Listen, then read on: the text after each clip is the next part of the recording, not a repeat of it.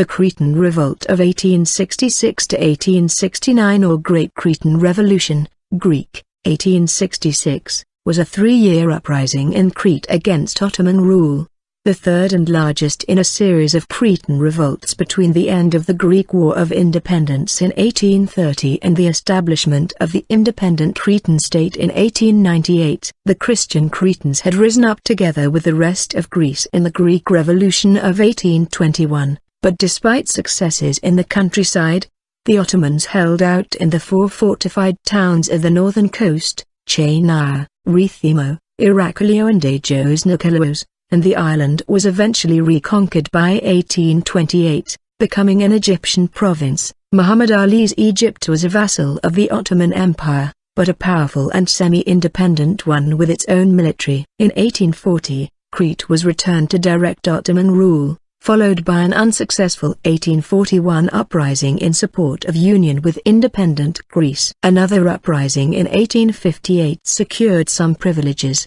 such as the right to bear arms, equality of Christian and the Muslim worship, and the establishment of Christian councils of elders with jurisdiction over education and customary and family law. These concessions were resented by the Muslim community, while the Christians pressed for more, while maintaining their ultimate aim of union with Greece. As tensions ran high in the island, and several petitions to the Sultan went unanswered, armed bands were formed, and the uprising was officially proclaimed on August 21, 1866. The revolt caused immediate sympathy in Greece, but also elsewhere in Europe. The rebels initially managed to gain control of most of the hinterland, although as always the 4 fortified towns of the north coast and the southern town of Iraptra remained in Ottoman hands. Arcadi. One particular event caused strong reactions among the liberal circles of Western Europe. The Holocaust of Arcadi. The event occurred in November 1866, as a large Ottoman force besieged the Arcadi monastery, which served as the headquarters of the rebellion. In addition to its 259 defenders, over 700 women and children had taken refuge in the monastery. After a few days of hard fighting, the Ottomans broke into the monastery. At that point, the abbot of the monastery set fire to the gunpowder stored in the monastery's vaults, causing the death of most of the rebels and the women and children sheltered there, as reported by the American writer and consul William Stillman and others over the recently introduced telegraph. This event caused enormous shock in the rest of Europe and in North America and decreased the perceived legitimacy of Turkish rule. Context: by the mid-19th century, the Turks had occupied Crete for more than 2 centuries. Despite frequent bloody uprisings by Cretan rebels. While the Cretans were rising against the Ottoman occupation during the War of Greek Independence, the London Protocol of 1830 dictated that the island could not be a part of the new Greek state. On March 30, 1856, the Treaty of Paris obligated the Sultan to apply the Hatti-Humayun, which guaranteed civil and religious equality to Christians and Muslims. The Ottoman authorities in Crete were reluctant to implement any reform. Before the majority of Muslim conversions, the majority of the former Christians had converted to Islam and then recanted. The empire tried to recant on liberty of conscience. The institution of new taxes and a curfew also added to the discontent. In April 1858, 5,000 Cretans met at Boutsaouan area. Finally, an imperial decree on July 7, 1858 guaranteed them privileges in religious, judicial and financial matters. One of the major motivations of the revolt of 1866 was the breach of the Hatti-Humayun. A second cause of the insurrection of 1866 was the interference of Ismail Pasha in an internal quarrel about the organization of the Cretan monasteries. Several laymen recommended that the goods of the monasteries come under the control of a council of elders and that they be used to create schools, but they were opposed by the bishops. Ismail Pasha intervened and designated several people to decide the subject and annulled the election of undesirable members, imprisoning the members of the committee that had been charged with going to Constantinople for presenting the subject to the Patriarch. This intervention provoked violent reactions from the Christian population of Crete. In the spring of 1866,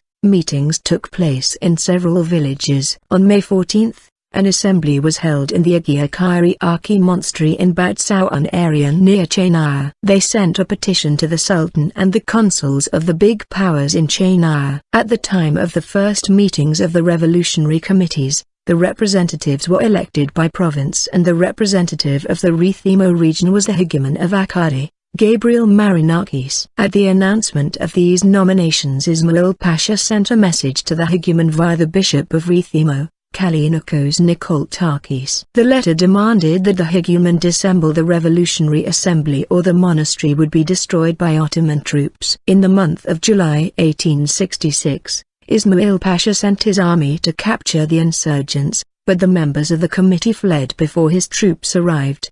The Turks left again after destroying icons and other sacred objects that they found in the monastery. In September, Ismail Pasha sent the hegemon a new threat of destroying the monastery if the assembly did not yield. The assembly decided to implement a system of defense for the monastery. On September 24, Panis Koronaios arrived in Crete and landed at Bali. He marched to Arkadi, where he was made commander-in-chief of the revolt for the Rethemo region. A career military man, Koronaios believed that the monastery was not defensible. The hegemon and the monks disagreed, and Koronaios conceded to them, but advised the destruction of the stables so that they could not be used by the Turks. This plan was ignored. After having named Ioannis Dimokopoulos to the post of commander of the garrison of the monastery, Koronaios left. At his departure, numerous local residents, mostly women and children, took refuge in the monastery, bringing their valuables in hopes of saving them from the Turks. By November 7, 1866, the monastery sheltered 964 people, 325 men, of which 259 were armed, the rest women and children. Since the mid-October victory of Mustafa Pasha's troops at Vaifs, the majority of the Turkish army was stationed in Upper Karinas and were particularly concentrated in the fortresses around the Bay of Sauda. The monastery refused to surrender, so Mustafa Pasha marched his troops on Arkadi. First, he stopped and sacked the village of Episkopi. From Episkopi, Mustafa sent a new letter to the Revolutionary Committee at Arkadi, ordering them to surrender and informing them that he would arrive at the monastery in the following days. The Ottoman army then turned toward Roustica, where Mustafa spent the night in the monastery of the Prophet Ali, while his army camped in the villages of Roustica and Agios Konstantinos. Mustafa arrived in Rethemo on November 5, where he met Turkish and Egyptian reinforcements. The Ottoman troops reached the monastery during the night of November the 7th to November the 8th. Mustafa,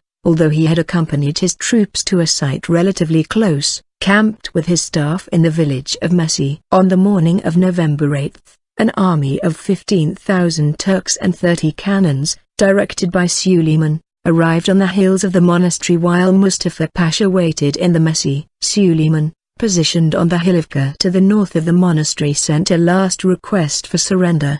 He received only gunfire in response. The assault was begun by the Turks. Their primary objective was the main door of the monastery on the western face. The battle lasted all day without the Ottomans infiltrating the building. The assieged had barricaded the door and, from the beginning, taking it would be difficult. The Cretans were relatively protected by the walls of the monastery, while the Turks, vulnerable to the insurgents' gunfire, suffered numerous losses. 7 Cretans took their position within the windmill of the monastery. This building was quickly captured by the Turks, who set it on fire, killing the Cretan warriors inside. The battle stopped with nightfall. The Ottomans received 2 heavy cannons from Rethemo, one which was called Kautsela. They placed them in the stables. On the side of the insurgents, a war council decided to ask for help from Panis Koronaios and other Cretan leaders in Amari. 2 Cretans left by way of the windows by ropes and, disguised as Turks,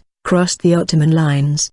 The messengers returned later in the night with the news that it was now impossible for reinforcements to arrive in time because all of the access roads had been blocked by the Turks. Combat began again in the evening of November 9. The cannons destroyed the doors and the Turks made it into the building, where they suffered more serious losses. At the same time, the Cretans were running out of ammunition and many among them were forced to battle with only bayonets or other sharp objects.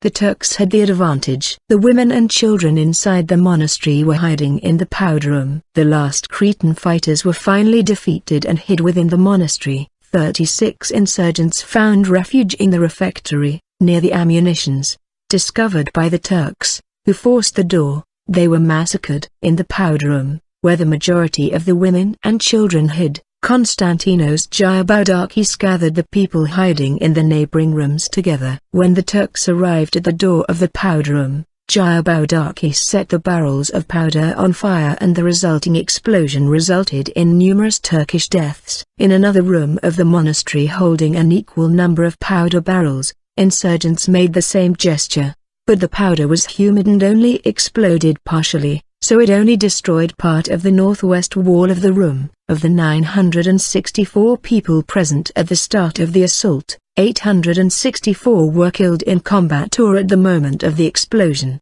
114 men and women were captured, but 3 or 4 managed to escape, including one of the messengers who had gone for reinforcements. The hegumen Gabriel was among the victims. Tradition holds that he was among those killed by the explosion of the barrels of powder, but it is more likely that he was killed on the first day of combat. Turkish losses were estimated at 1,500. Their bodies were buried without memorials and some were thrown in the neighboring gorges. The remains of numerous Cretan Christians were collected and placed in the windmill, which was made into a reliquary in homage to the defenders of Arcady. Among the Ottoman troops, a group of Coptic Egyptians were found on the hills outside the monastery. These Christians had refused to kill other Christians. They were executed by the Ottoman troops, and their ammunition cases left behind. 114 survivors were taken prisoner and transported to Rethymno, where they were subjected to numerous humiliations from the officers responsible for their transport, but also by the Muslim population who arrived to throw stones and insults when they entered the city. The women and children were imprisoned for a week in the Church of the Presentation of the Virgin. The men were imprisoned for a year in difficult conditions. The Russian consulate had to intervene to require Mustafa Pasha to keep basic hygienic conditions and provide clothing to the prisoners. After 1 year, the prisoners were released. The Ottomans considered taking Arcady a big victory and celebrated it with cannon fire. However, the events at Arcady provoked indignation among the Cretans, but also in Greece and the rest of the world. The tragedy of Arcady turned world opinion on the conflict. The event recalled the Third Siege of Missolonghi, and the numerous Philhellenists of the world were in favor of Crete. Volunteers from Serbia, Hungary and Italy arrived on the island. Gustave Flourens, a teacher at the College of France, enlisted and arrived in Crete by the end of 1866. He formed a small group of Philhellenists with 3 other Frenchmen, an Englishman, an American, an Italian and a Hungarian. This group published a brochure on the question of the Orient and the Cretan Renaissance, contacted French politicians and organized conferences in France and in Athens. The Cretans named him a deputy at the assembly, but he turned the position down. Giuseppe Garibaldi, in his letters, praised the patriotism of the Cretans and their wish to gain their independence. Numerous Garibaldians, moved by an ardent Philhellenism, came to Crete and participated in several battles. Letters written by Victor Hugo were published in the newspaper Clio in Trieste, which contributed to the worldwide reaction. The letters gave encouragement to the Cretans and told them that their cause would succeed. He emphasized that the drama of Arcady was no different than the destruction of Sarah and the Third Siege of Missolonghi. He described the tragedy of Arcady. In writing these lines, I am obeying an order from on high, an order that comes from agony. One knows this word, Arcadian, but one hardly understands what it means. And here are some of the precise details that have been neglected. In Arcadia, the monastery on Mount Ida, founded by Heraclius, 6,000 Turks attacked 197 men and 343 women and also children. The Turks had 26 cannons and 2 howitzers, the Greeks had 240 rifles. The battle lasted 2 days and 2 nights. The convent had 1,200 holes found in it from cannon fire. 1 wall crumbled. The Turks entered. The Greeks continued the fight. 150 rifles were down and out, and yet the struggle continued for another 6 hours in the cells and the stairways. and at the end there were 2,000 corpses in the courtyard. Finally the last resistance was broken through. The masses of the Turks took the convent. There only remained one barricaded room that held the powder, and, in this room, next to the altar, at the center of a group of children and mothers, a man of 80 years, a priest, the Higuman Gabriel, in prayer. The door, battered by axes, gave and fell. The old man put a candle on the altar, took a look at the children and the women and lit the powder and spared them. A terrible intervention. The explosion rescued the defeated. And this heroic monastery, that had been defended like a fortress, ended like a volcano. Not finding the necessary solution from the big European powers, the Cretans sought from the United States. At this time, the Americans tried to establish a presence in the Mediterranean and showed support for Crete. The relationship grew as they looked for a port in the Mediterranean, and they thought, among others, to buy the island of Milo or Port Island. The American public was sympathetic. The American Philhellenes arrived to advocate for the idea of Cretan independence, and in 1868, a question of recognition of independent Crete was addressed in the House of Representatives, but it was decided by a vote to follow a policy of non-intervention in Ottoman affairs, suppression, because the loss of Crete might have been the prelude to a much more serious loss of Ottoman territory in the Balkans. The Ottoman Grand Vizier, Ali Pasha, arrived in the island in October 1867 and remained there for 4 months. Ali set in progress a low-profile district-by-district reconquest of the island, followed by the construction of blockhouses or local fortresses across the whole of it. These were the basis of continued Turkish military rule until the final crisis of 1896 to 1898. More importantly, he designed an organic law which gave the Cretan Christians equal, in practice, because of their superior numbers, majority, control of local administration. He thus gained the minimum of political cooperation needed to retain control of the island by early 1869, and almost all the rebel leaders had submitted to Ottoman rule, though some, notably the pro-Russian Hagi Michaelis, remained in exile in Greece. The Cretan Revolt is referenced in Jules Verne's novel 20,000 Leagues Under the Sea, written while the revolt was going on. Verne's Captain Nemo is mentioned as using his submarine Nautilus to provide £4,000 weight of gold to the rebels. This passage clearly indicates the sympathy of Verne to the rebels' cause. Family law. These concessions were resented by the Muslim community, while the Christians pressed for more, while maintaining their ultimate aim of union with Greece. As tensions ran high in the island, and several petitions to the Sultan went unanswered, armed bands were formed, and the uprising was officially proclaimed on August 21, 1866. The revolt caused immediate sympathy in Greece, but also elsewhere in Europe. The rebels initially managed to gain control of most of the hinterland, although as always the 4 fortified towns of the north coast and the southern town of Iraptra remained in Ottoman hands. Arcadi, one particular Jos Nikolaos, and the island was eventually reconquered by 1828, becoming an Egyptian province. Muhammad Ali's Egypt was a vassal of the Ottoman Empire, but a powerful and semi-independent one with its own military. In 1840, Crete was returned to direct Ottoman rule, followed by an unsuccessful 1841 uprising in support of union with independent Greece. Another uprising in 1858 secured some privileges, such as the right to bear arms, equality of Christian and the Muslim worship, and the establishment of Christian councils of elders with jurisdiction over education and customary and fair. Event caused strong reactions among the liberal circles of Western Europe,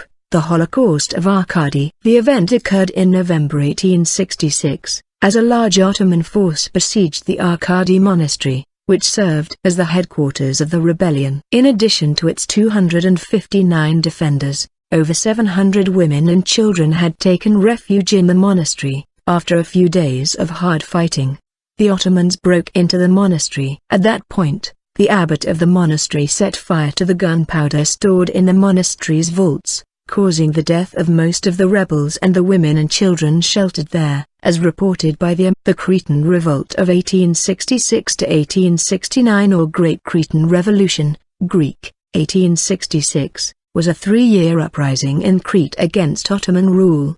the third and largest in a series of Cretan revolts between the end of the Greek War of Independence in 1830 and the establishment of the independent Cretan state in 1898. The Christian Cretans had risen up together with the rest of Greece in the Greek Revolution of 1821, but despite successes in the countryside, the Ottomans held out in the 4 fortified towns of the northern coast, Chania, Rethymno, Iraklio, and American writer and consul William Stillman and others over the recently introduced telegraph. This event caused enormous shock in the rest of Europe and in North America and decreased the perceived legitimacy of Turkish rule. Context: by the mid-19th century, the Turks had occupied Crete for more than 2 centuries, despite frequent bloody uprisings by Cretan rebels. While the Cretans were rising against the Ottoman occupation during the War of Greek Independence, the London Protocol of 1830 dictated that the island could not be a part of the new Greek state. On March 30, 1856, the Treaty of